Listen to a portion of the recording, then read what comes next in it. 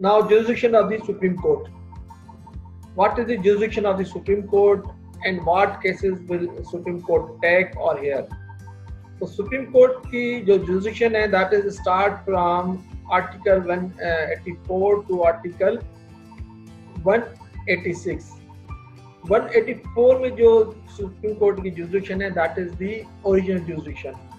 Now being a student of law you must know what is the jurisdiction, what cases, what court will hear, and how to select the forum of the court. That is very much important. You must have comprehensive knowledge on that. What is the original jurisdiction? What is the appellant jurisdiction? What is the revisional jurisdiction? What is the review jurisdiction? What is the reference? So these are the jurisdiction of the courts. You can invoke you can knock the door of any court through their jurisdiction. जिस तरह you have a lot of you have lot of keys and you have lot of locks. लेकिन हर ताला हर चाबी से नहीं खुलेगा, ताला उसी चाबी से खुलेगा वो जो उस ताले की चाबी होगी. तो सुप्रीम कोर्ट का दरवाजा उस चाबी से खुलेगा जिसकी वो उसको जुरिस्डिक्शन होगी. You cannot open the lock of the door of the Supreme Court with any key. Keep remember, because this is the highest level of the court. So you must knock the door of the Supreme Court with the certain purposes, reasons. Every case cannot be. अब what is the scope of the original jurisdiction? Original jurisdiction का जो Supreme Court का scope है, original jurisdiction ये कहते हैं कि direct जो रास्ता जाता है उसको हम कहते हैं डायरेक्ट वे. कि जिस तरह अगर आप यहाँ से अगर आप जाएंगे हाला तो हैदराबाद जाएंगे, उसके बाद पटियाली जाएंगे, उसके बाद आप हाला जाएंगे, तो ये सीधा. लेकिन आप चाह रहे कि नहीं मैं सीधा हाला जाऊँ, कोई और रास्ता नहीं है, तो वो आप रास्ता आपको चूज करना पड़ेगा, लेकिन ऊपर डिफिकल्ट होता है. तो लेकिन जो सही तरीका होता है कि आप पहले बाय रोड जाएँ, पहले हैदराबाद जाएँ, फिर पटियाली जाएँ, फिर हाला जाएँ. तो यही सुप्रीम कोर्ट. लेकिन this is the supreme court है, तो उसके लिए अगर आप देखते हैं अब क्योंकि सुप्रीम कोर्ट के बाद कोई और कोर्ट नहीं है. अगर सुप्रीम कोर्ट के किसी भी डिसीजन से यू आर एग्री, तो व्हाट कोर्ट विल अपील, तो आप किस कोर्ट को अपील करेंगे. तो इसीलिए कहते हैं कि नहीं आप you have to approach lowest court as per their jurisdiction. तो उसके बाद अगर वहां से आप कोई अग्री हैं तो फिर उसका प्रोसीजर है. तो ओरिजिनल जुरिस्डिक्शन का मतलब direct approach any court, how to approach any court directly. तो सुप्रीम कोर्ट को डायरेक्ट अप्रोच करने का भी एक पैरामीटर है, वो 184 में है कि वो जो नेचर है सुप्रीम कोर्ट में डायरेक्ट जाने की, वो दो nature related with the fundamental rights. अगर पब्लिक इंपॉर्टेंस रिलेटेड मैटर है तो वो आप 184 में डायरेक्टली जा सकते हैं. वो किस तरह, या तो कोई अग्रीव जाए उसके पास, या कोई भी उसको अप्रोच करे, पिटीशन फाइल करे, या सुप्रीम कोर्ट खुद उसका नोटिस ले, जिसको हम कहते हैं सो मोटो. वो जो सो मोटो वेरी फेमस सो मोटो नोटिस जो है, वो उसका जो प्रॉपर प्रोसीजर है वो 184 आर्टिकल क्लॉज 3 जो है that is the proper provision regarding the suo motu action taken by the supreme court. ये सुप्रीम कोर्ट की पावर है. उसके बाद सुप्रीम कोर्ट की अपीलांट जुरिस्डिक्शन है. अपीलांट जुरिस्डिक्शन के भी दो किस्म है सुप्रीम कोर्ट के. अंडर आर्टिकल 85 जो है सुप्रीम कोर्ट में सिविल अपीलांट जुरिस्डिक्शन है और क्रिमिनल अपीलांट जुरिस्डिक्शन है. यहाँ अपीलांट जुरिस्डिक्शन में आप अपील दाखिल करेंगे हाई कोर्ट के कोई भी जो, अब ये नहीं है कि आप सिविल जज या जुडिशियल मजिस्ट्रेट या सेशन कोर्ट के जजेस के फैसले को आप अपील दाखिल करें डायरेक्ट कोर्ट में. No, initially you have to approach high court.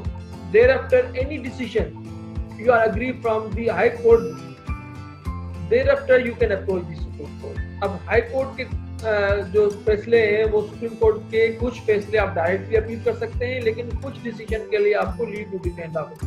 अब लिबार्ट leave to defend to appeal का मतलब पहले आपसे सुप्रीम कोर्ट से परमिशन लेनी होगी कि this matter is required to be heard by Supreme Court, और Supreme Court में allow my leave for listen to appeal. ठीक है ना. तो फिर सुप्रीम कोर्ट से आपको परमिशन लेनी पड़ेगी कि कोर्ट आपको लीव दे, उसके बाद अपील. ये अपील से पहले का प्रोसीजर. अपील से। जो सुप्रीम कोर्ट में डायरेक्ट अपील दाखिल होती है वो 3 जजेस सुनते हैं। लीव टू अपील के लिए उसके लिए प्रोसीजर आप देखें कितने जजेस के पास, क्योंकि जो हाई कोर्ट जो सुप्रीम कोर्ट के जजेस थे वो जो एडमिनिस्ट्रेटिव नेचर के जो नेचर के होते हैं वो एक जज सुनता है, लेकिन बाकी जितने भी जुडिशियल नेचर के मैटर होते हैं वो उसमें 3 जज 5 या 7 या फुल कोर्ट जो है वो बेंच करती है। लेकिन हाई कोर्ट में डिफरेंट है। हाई कोर्ट में जो बेंचेस जो है फॉर्म होती है, यहाँ तो एक जज जिसको सिंगल बेंच कहते हैं या डिविजनल बेंच डीबी जिसको कहते हैं। तो हाई कोर्ट में जो बेंचेस हैं और formation of benches supreme chief justice जो सुप्रीम कोर्ट का वो बेंचेस फॉर्म करता है। तो अपील या तो आप डायरेक्ट अपील करें एनी डिसीजन आपको, या तो आपको लीव लेनी पड़ेगी, वो भी आपको डिपेंड करता है सिविल और क्रिमिनल और उसकी एक पैरामीटर दिया गया 185 में कि कौन से मैटर जो है वो सुप्रीम कोर्ट में डायरेक्टली अपील की सुनी जा सकती है। और उसके अलावा जो सुप्रीम कोर्ट में सिविल लॉ में जो अपील दाखिल होती है section 109 of the CPC, this is the also appeal on jurisdiction of the supreme court in mention in the code of civil procedure. और देयर आफ्टर उसके बाद advisory.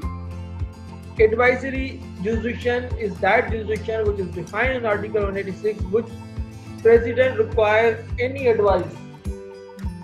If President require any advice from the Supreme Court regarding the legal matter, any legal matter, then he send the reference to the Supreme Court for regarding the advice of matter importance of the regarding government. So that advisory jurisdiction. The Supreme Court will give advice on a legal matter to the President of Pakistan. और उसके बाद supreme court के cases transfer करने की power 186A में है। और उसके बाद